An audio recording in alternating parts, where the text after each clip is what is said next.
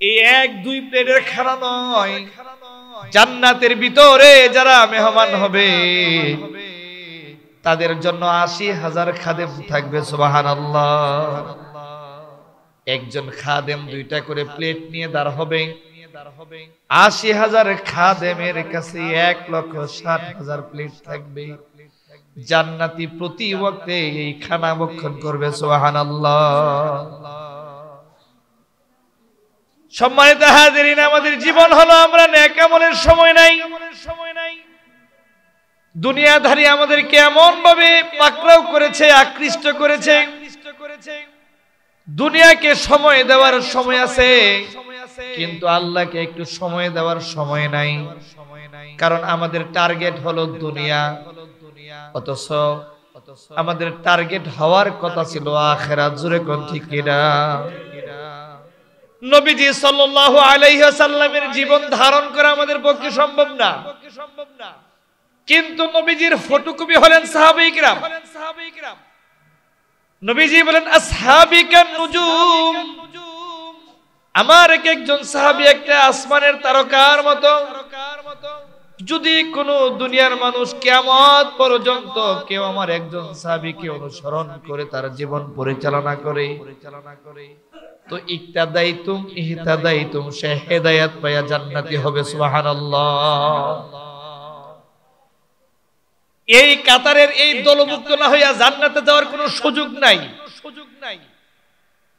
আল্লাহ রাব্বুল আলামিন বলেন, যদি জান্নাতে যেতে যাও তাহলে ইবাদত যারা করে তাদের ভিতরে প্রবেশ করো। সুবহানাল্লাহ। আল্লাহ বলেন ফাদখুলি ফি ইবাদি ওয়াদখুলি জান্নাতি। ফাদখুলি ফি ইবাদি, ইবাদত করেনওয়ালাদের ভিতরে ঢুকো তো তুমি জান্নাতি হয়ে যাবে। সুবহানাল্লাহ। কিন্তু আমাদের ইবাদত যারা করে তাদের সাথে সঙ্গ নেওয়ার কোনো সুযোগ নাই। যারা ইবাদত করে তাদের ভিতরে ঢোকার কোনো সুযোগ নাই। আমরা সব সম্পদশালী আর নেতাদের ভিতরে ঢুকতে পছন্দ করি। অথচ নবীর সাহাবী, যারা নবীর সাহাবী ছিলেন তাদের টার্গেট ছিল আখিরাত। তারা দুনিয়াকে তুচ্ছ মনে করেছেন, এজন্য তাদের পুরোটা জীবন বাস্তবায়ন করেছেন নবীর এমন নবীর সাথে অনুসরণ করে করে, নবীকে ফটোকপি করে তারা তাদের জীবনে বাস্তবায়ন করেছেন। দেখেন আজকের সমাজ আর সাহাবীদের সময়কার একটু মিলাইলে কেমন দেখা যায়। আমরা তো এখন দুনিয়াদারি করি, নেক আমল করার ইচ্ছে আমাদের জাগে না। আর যারাই আমরা সামান্য একটু নেক আমল করে মনে করি এটাই আমার জান্নাতের জন্য যথেষ্ট, ঠিক কি না? সামান্য একটু নামাজ পড়ি, কোন ওয়াজ মাহফিলের দরকার নাই। আমরা কয়েক ওয়াক্ত নামাজ পড়লে মনে করি আমরাই অনেক উপরের দরজার আমল গুজার হয়ে গেছি, ঠিক না? অথচ হযরত আবু বকর সিদ্দিক যখন খলিফা হইলেন, খলিফাতুল মুসলিমিন হযরত আবু বকর সিদ্দিক, আবু বকর সিদ্দিক খলিফা হয়ে মন্ত্রী সবাই ডেকে বললেন, মদিনা মুনাওয়ারার ভিতরে যারা অসহায় আছে তাদের একটা লিস্ট বানাও। আমরা যারা কাজকর্ম করতে পারে না আমরা নিজ হাতে তাদের কাজগুলো করে দেব। স্বেচ্ছাসেবী সংগঠন বানাও। সবাই মিলে লিস্ট তৈরি করলেন। প্রত্যেক সাহাবী এবং হযরত আবু বকরের আশেপাশের মন্ত্রী সবার সবাই এক একজন করে অসহায় মানুষের দায়িত্ব নিয়েছেন। হযরত আবু বকর সিদ্দিক হইলেন মুসলিম জাহানের খলিফা। তারপরেও হযরত আবু বকর একজনের দায়িত্ব নিয়েছেন, তার ঘরের কাজ করবে। কি করবে? মুসলিম জাহানের খলিফা হয়ে অনেক একজন অসহায় ব্যক্তির ঘরের সব কাজ সে করে দিবে। আর আমরা মেম্বারের সাথে যে থাকে, মেম্বার তো দূরের কথা, মেম্বারের সাথে যে থাকে তার কাজ তো অন্যরা করে দিতে হয়, ঠিক না? ইসলামের আদর্শ কত সুন্দর। এ মুসলমান, যতদিন পর্যন্ত ইসলামী নেতা গঠন না হবে, যতদিন পর্যন্ত ইসলাম ভেতরে আছে এমন নেতা যতদিন পর্যন্ত আমাদের সামনে নেতা না হবে, ততদিন পর্যন্ত আপনি শান্তি পাওয়ার আশা করা যায় না। শুনেন ভালো করে, হযরত আবু বকর সিদ্দিক খলিফাতুল মুসলিমিন, মুসলিম জাহানের খলিফা, প্রত্যেক সাহাবী একজন করে অসহায় মানুষের দায়িত্ব নিয়েছে। সবাই দায়িত্ব নেওয়ার পরে একজন বিধবা মহিলা বাকি আছে, বয়োবৃদ্ধ বয়স্ক মানের একজন বিধবা মহিলা, যার পরিবারে কাজ করার কেউ নাই। সবাই একজন করে দায়িত্ব নিয়েছেন, কিন্তু একজন বাকি। হযরত ওমর ইবনুল খাত্তাব রাদিয়াল্লাহু তাআলা আনহু মনে মনে চিন্তা করলেন, সবাই একজন করে অসহায় মানুষের দায়িত্ব নিয়েছেন, নেক আমল করে আমরা একজন আরেকজনকে হারাইতে পারি না, কিন্তু একটা সুযোগ আছে, পাইছি। সবাই একজন করে অসহায় মানুষের কাজ করবে, আমি উমর ওই মহিলার কাজ কইরা দুইজনের কাজ করব। সুবহানাল্লাহ। আগামীকাল থেকে ওই মহিলার সব কাজ আমি করে দেব। একজনের কাজ তো করব না, লিস্টের একজনের কাজ করবেন, অতিরিক্ত আরেকজন। হযরত ওমর রাদিয়াল্লাহু তাআলা আনহু ফজরের নামাজ পড়লেন। পরদিন ফজরের নামাজ পড়ে বিধবা মহিলার বাড়িতে গেলেন, গিয়ে ডাক দিলেন, মা, এই মা, ঘরে কে আছো? দরজা খোলো। ভিতর থেকে জবাব বলছে, কে তুমি? আমি উমর, আসছি তোমার ঘরে, কেউ কাজের লোক নাই, তুমি বয়স্ক মানুষ, কাজ করতে পারো না, তোমার কাজগুলো আমি করতে আসছি, আমার একটু সুযোগ দাও, তুমি পর্দার আড়ালে যাও। ভিতর থেকে মহিলা ডাক দেয়, এই আল্লাহর বান্দা ওমর, আরেকজন আল্লাহর বান্দা ইতিপূর্বে আমার কাজ করে চলে গেছে। সুবহানাল্লাহ। হযরত ওমর কই, না, একজনের তেলে আমার আগে করে লেছি, বুঝছি, আগামী কালকে আর ফজরের আগে আসা, ফজরের পরে আসা যাবে না, বরং ফজরের আগে আইসা তার কাজ কইরা গিয়া ফজর পড়ব। সুবহানাল্লাহ। আস্তে কর। দ্বিতীয় দিন হযরত ওমর ফজর নামাজের আগে উঠলেন। ফজরের আগে উঠে মহিলার বাড়িতে হাজির। বাড়ির সামনে এসে ডাক দে, মা, দরজা খোলো, আমি উমর আসছি, একটু পর্দার আড়ালে যাও, তোমার ঘরের কাজ করতে আসছি।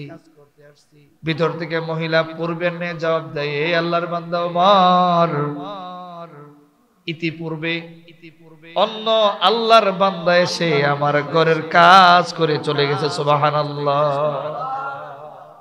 উমর কই, আজকে ফজর আগে আসছি, আজকেও কাজ করে লাইছে, তাইলে বোঝা যায় যে কাজ করে সে আমার চেয়েও বেশি আল্লাহর পাগল, আখিরাত সাধনের পাগল, এজন্য সে, আমি ফজর আগে এলাম, তার মানে আগে কাজ করে লিছি। কই, তাইলে আগামী কাল তাহাজ্জুদের সময় আসবো। সুবহানাল্লাহ বলবেন না? তৃতীয় দিন হযরত ওমর তাহাজ্জুদের সময় গেছে। মহিলার বাড়ির সামনে গিয়ে ডাক দিছে, এই মা, দরজা খোলো, আমি উমর আসছি তোমার ঘরের কাজ করতে। মহিলা দরজার আড়াল থেকে, দরজার ভিতর থেকে জবাব দেয়, এই আল্লাহর বান্দা ওমর, আমার ঘরে কাজের দরকার নাই, গত 2 দিন যিনি আমার ঘরে কাজ করছে, আজকেও তিনি কাজ করে চলে গেছে। সুবহানাল্লাহ। কোন সময় গেছে? গেছে কোন সময়? তাহাজ্জুদের সময়। এই তৃতীয়বার কাজ করা শেষ হয়ে গেছে। হযরত ওমর আর এখন ভাবে না যে আমি কাজ করব, এটা ভাবে না। হযরত ওমর এবার মনে স্থির করছে, কোন আল্লাহর বান্দা কাজটা করে দেখতে হবে, কারণ আমি তাহাজ্জুদের পূর্বে আসছি, তাহাজ্জুদের সময় আসছি, যদি সে তাহাজ্জুদের সময় কাজ করে চলে যায়, তাইলে মনে হয় লোকটা সাধারণ কোন লোক না। হযরত ওমর এবার রাতের বেলা খানা খাইয়া না ঘুমাইয়া ওই মহিলার বাড়িতে যাওয়ার যে রাস্তা আছে, ওই রাস্তার ঝুপড়িজারের ভিতরে দাঁড়ায় রইলেন। সুদীর্ঘ সময় দাঁড়ানোর পরে হঠাৎ করে অন্ধকার রজনীতে তাকায় দেখে একজন কে যেন টুকটুক করে ওই মহিলার বাড়িতে আসতেছে। সুবহানাল্লাহ। হযরত ওমর এবার জুফরিজার থেকে বের হয়ে সামনে গিয়ে দাঁড়াইছে। দাঁড়ায় বলতেছে, এই কে তুমি? যদি আপনি আমি হইতাম কাইতো হাত ফিলে পড়তাম যে এত রাত্রে কেডা আমার সামনে দাঁড়াইছে। বরং এই অবস্থা হইতো আমাদের, কিন্তু তখন অবস্থার উল্টাটা হইছে। হযরত উমর যেই মাত্র ওই আল্লাহর বান্দার সামনে গিয়ে দাঁড়াইছে, হযরত উমরকে দেখা ওই আল্লাহর বান্দা ভয় পাইবে তো দূরের কথা, হযরত উমর তারে দেখা চমকে উঠছে সুবহানাল্লাহ। হযরত উমর তারে দেখে চমকে উঠছে। তিনি আর কেউ নয়, তিনি হলেন খলিফাতুল মুসলিমিন হযরতে আবু বকর সিদ্দিক সুবহানাল্লাহ। হযরত উমর তারে দুইটা প্রশ্ন করছে। কয়টা? এক নাম্বার প্রশ্ন, হযরত উমর তাকায় দেখে হযরত আবু বকর এই কাটার রাস্তা দিয়া, পাহাড়ি রাস্তা দিয়ে আসছে, কিন্তু আবু বকরের পায়ের মধ্যে কোনো জুতা নাই। হযরত উমরের প্রথম প্রশ্নটা হইল, এ আবু বকর খলিফাতুল মুসলিমিন, এই পাহাড়ি পথ দিয়ে আসছেন, পাথরের আঘাতে আপনার পা ছিদ্র হওয়ার সম্ভাবনা ছিল, এত কষ্ট করে হাঁটছেন কিন্তু জুতা পরেন নাই, কারণটা কি? হযরত আবু বকর জবাব দেয়, ভাই জুতা পরি নাই দুই কারণে। সুবহানাল্লাহ বলেন। এর মধ্যে একটা কারণ হলো, আমি যদি জুতা পায়ে দিয়ে হাঁটি আমার খরমের চটচট শব্দ হবে। এ ওমর, আমি আবু বকরের খরমের শব্দে যদি কোনো আল্লাহর বান্দার ঘুম ভেঙে যায়, হাসরের ময়দানে যদি আমার আল্লাহ আমারে ডাক দিয়া জিজ্ঞেস করে, আবু বকর তোমার কি মুসলিম জাহানের খলিফা বানাইছিলাম আমার এক বান্দার ঘুম ভাঙার জন্য, এখন জবাব দাও কেন তুমি খরম কইরা আমার বান্দার ঘুম ভাঙছিলা? আমি আবু বকর জবাব দিতে পারবো না, এই জন্য ভয়ে আমি আবু বকর খালি পায়ে আসছি খরম রাইখা। সুবহানাল্লাহ। হযরত উমরের দ্বিতীয় প্রশ্নটা হলো, ওগো আবু বকর, আপনি হলেন মন্ত্রী, এই মুসলিম জাহানের কত কাজ আছে, আপনি আমির, সব দেখাশোনা আপনি করতে হয়, তারপরেও তো একজনের দায়িত্ব আপনার আছে, তারপরেও কেন আসছেন? আবু বকর সিদ্দিক বলে, ভাই উমর, আমি আবু বকর আল্লাহর সামনে কি নিয়ে দাঁড় হব? আমি আবু বকরের যে কোনো নেক আমল নাই। আবু বকর বলে, আমার কোনো নেক আমল নাই, কি নিয়ে আল্লাহর কাছে যাব? এজন্য আমি ভয়ে আছি, ভয়ে, এজন্য আসছি তার কাজ করতে, আমার আল্লাহ যেন আমার আযাব থেকে বাঁচান। অথচ তিনি হইলেন সেই আবু বকর, নবীজি সাল্লাল্লাহু আলাইহি ওয়াসাল্লামের উরু মুবারকের মধ্যে আম্মা জান আয়েশা শুয়ে আছেন। রাতটা ছিল পূর্ণিমার রাত, সারাটা আসমান তারকা দিয়ে ভরপুর ছিল। আম্মা জান আয়েশা বলে, ইয়া রাসূলুল্লাহ, জানতে বড় মনে চাই আপনার উম্মতের মধ্যে এমন কি কেউ আছে যার আমল নামায় আসমানের তারকার মতো নেকি আছে? সুবহানাল্লাহ কোন। আসমানের তারকা যেমন মানুষ গুণে শেষ করতে পারবে না, এমন কি কেউ আছে যার আমল নামার নেকিও ফেরেশতারা গুণে শেষ করতে পারবে না? সুবহানাল্লাহ। নবীজিকে আছে। আম্মা জান আয়েশা সিদ্দিকা বলেন, আমার বাবার নাম কি আবু বকর? নবীজি বলেন, না না, আমার উম্মতের সেই লোকটা হলো হযরত ওমর, যার আমল নামার নেকি আসমানের তারকার মতো গুণে শেষ করা যায় না। আম্মা জান আয়েশা সিদ্দিকার মনটা একটু মলিন হয়ে গেছে।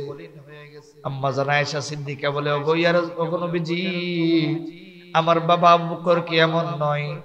নবীজি বলেন, ওগো আয়েশা, তোমার বাবা আবু বকর শুধু নেক আমল নয়, বরং আসমানের তারকার সমান যে নেক আমল উমরের আছে। আর হযরত আবু বকর সিদ্দিক হিজরতের যে 3 দিন 3 রাত আমার সাথে ছিল, আমার হিজরতের সময়টাই তো আবু উমরের সারা জীবনের নেক আমলের চেয়ে বেশি। সুবহানাল্লাহ। আবু বকরের তো শুধু 3 দিন 3 রাতি, উমরের সারা জীবনের নেক আমলের চেয়ে বেশি।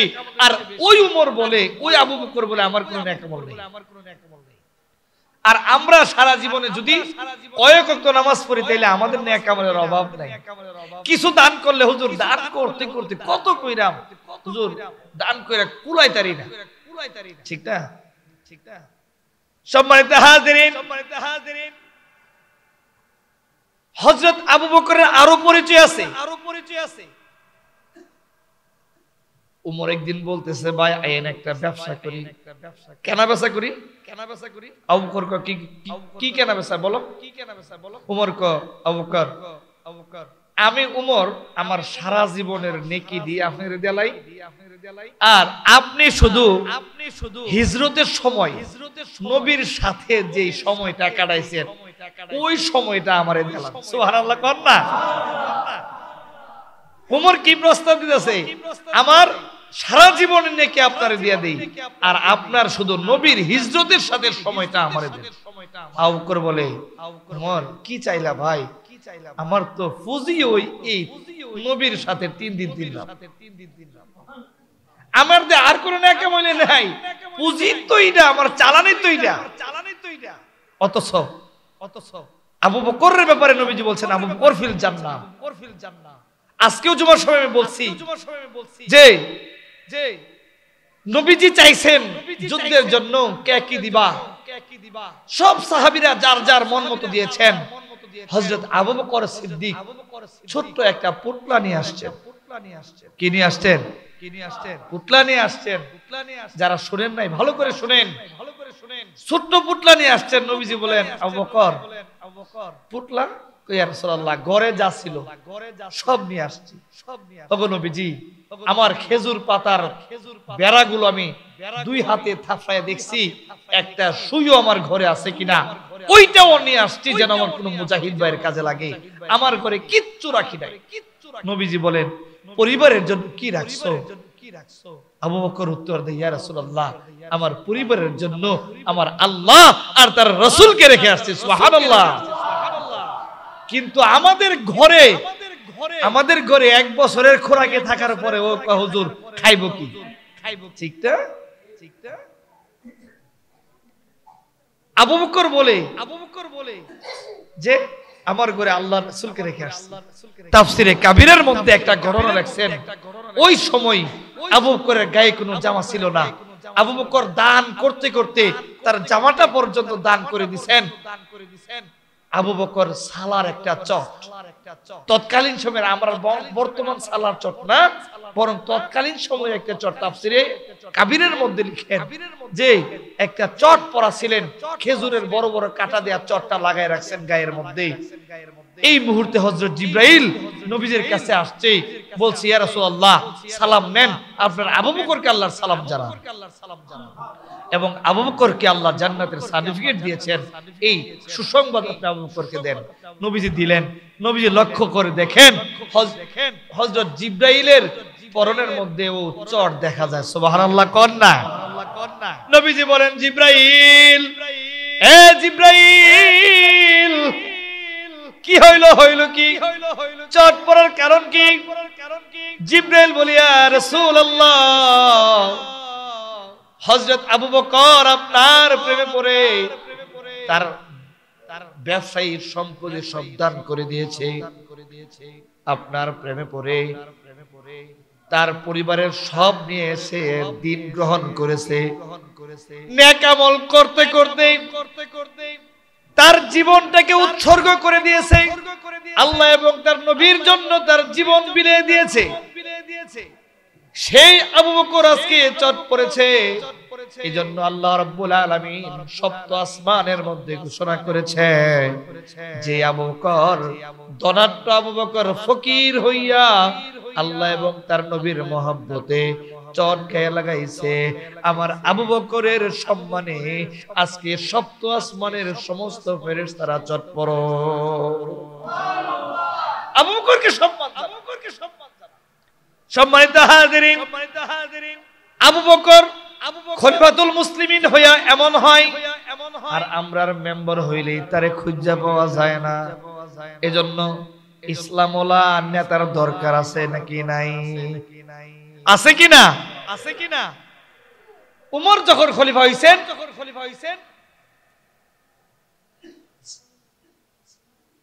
একজন সাহাবী আয়েশা বলতেছে, উমর, যে দায়িত্ব আপনাকে দেওয়া হয়েছে, আপনি এই দায়িত্ব কিন্তু সঠিকভাবে পালন করেন। উমরের সামনে এসে এমন কথা কওয়া, উমরের নির্দেশ দেওয়া সাধারণ লোকের কথা। হযরত উমর ভাবতেছেন, কিরে তার তো বিচক্ষণতা আছে, তারে দায়িত্ব দেওয়া যায়। তৎকালীন সময়ের হিমস, বর্তমান বিশ্বের বড় বড় যে রাষ্ট্রগুলো আছে, বাণিজ্যিক শহর, তৎকালীন সময়ের হিমস ছিল একটা বাণিজ্যিক শহর।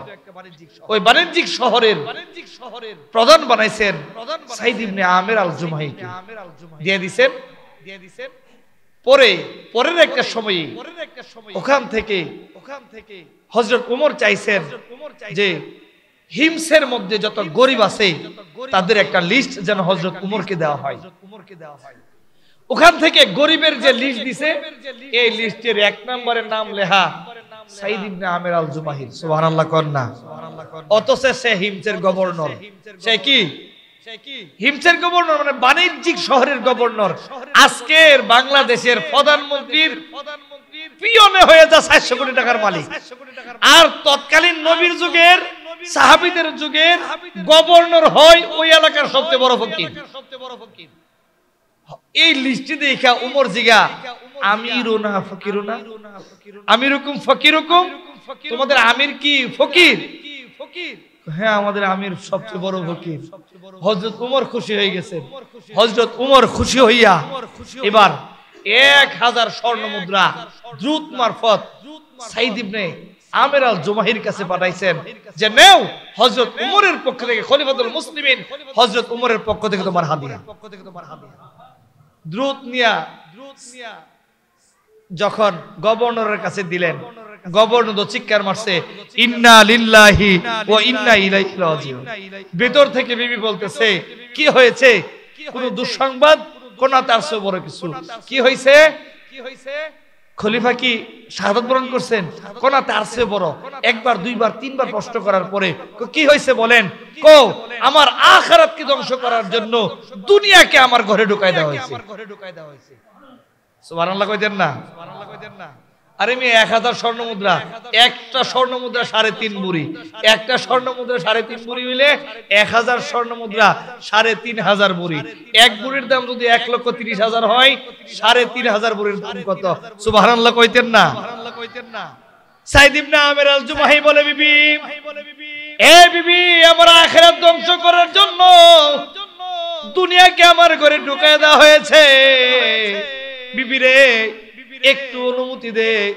এই দ্রুত হযরত উমরের দ্রুত আমার ঘরে থাকতে থাকতে এই 1000 স্বর্ণ মুদ্রা আমি হিমস নগরীর সবার কাছে বিলিয়ে দিতে চাই। বিবি বলে, যান, দিয়ে দেন, তাড়াতাড়ি দেন। আমের আল জুমাহি সব দান করে দিয়েছেন। এই খবর দ্রুত গিয়া তো হযরত উমরের কাছে বলছে। হযরত উমর কয়, আরে এমন একজন আল্লাহর বান্দা এখনো আছে, তারে দেখতে যাইতে হয়। কাফেলা নিয়ে রওনা হইছে, হিমস নগরীতে আসছেন। আয়েশা এবার হিমস নগরীতে ঢুকবে। হিমসের মানুষ শুনতেছে যে নবীর সাহাবী হযরত উমর আসতেছে, মানুষজন জড়ো হয়ে গেছে। এবার জিজ্ঞেস করে হযরত উমর, এই হিমসের লোকেরা, তোমাদের আমির কেমন? বলেন না, তোমাদের আমির কেমন? কয়, আমাদের আমির আছে ভালোই, কিন্তু কিছু ত্রুটি আছে, কিছু ত্রুটি আছে। সাথে সাথে হযরত উমর বললেন, এখানেই বসো, সাইদকে খবর দাও। সাইদকে খবর দিয়ে আনা হলে সাইদের সামনে এবার বলছেন, এই হিমসের লোকেরা, তোমাদের গভর্নরের বিষয়ে কার কার অভিযোগ আছে একটু দাঁড়াও। সুবহানাল্লাহ কইতেন না? সাথে সাথে 4 জন দাঁড়ায় গেছে। কয়জন? আমরা রইলে আপনি জান না এমপি সাহেবের মিটিংও যদি মন্ত্রী আজি গায় এই উপজেলার এমপির বিরুদ্ধে কার কার অভিযোগ আছে, খারিবেন নি আপনি না, মনে মনে চিন্তা করবেন অভিযোগ আছে রাজ্যের, কিন্তু এখন দাঁড়ায় কম সলে হতে লাগবে, ঠিক না? এখন যদি দাঁড়াই আমি কইছি আর এই এমপির বিরুদ্ধে অভিযোগ, তাহলে সকালে আমি লাশে শুয়ে যেতে হইব, কারণ শেষ।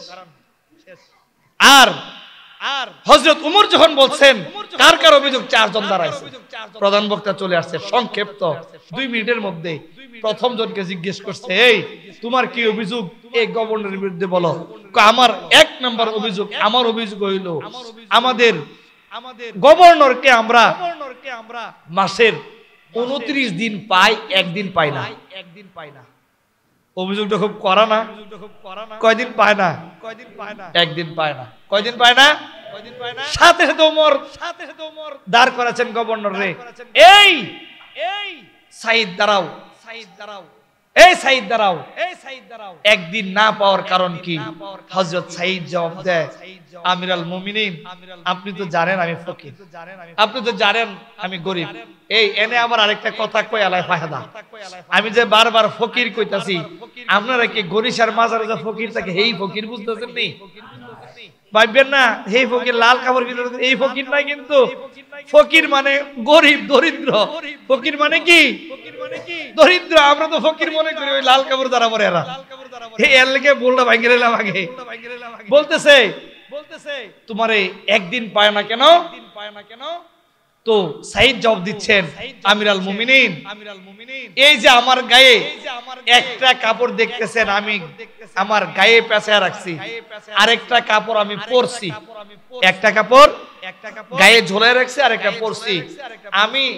আমি গভর্নর, এই 2টা কাপড় ছাড়া, 2 টুকরা কাপড় ছাড়া আমার আর কোনো কাপড় নাই। আমি যে 1 দিন অফিসে আসি না এটা সত্য নয়, আসি তবে একটু দেরি হয়। কেন?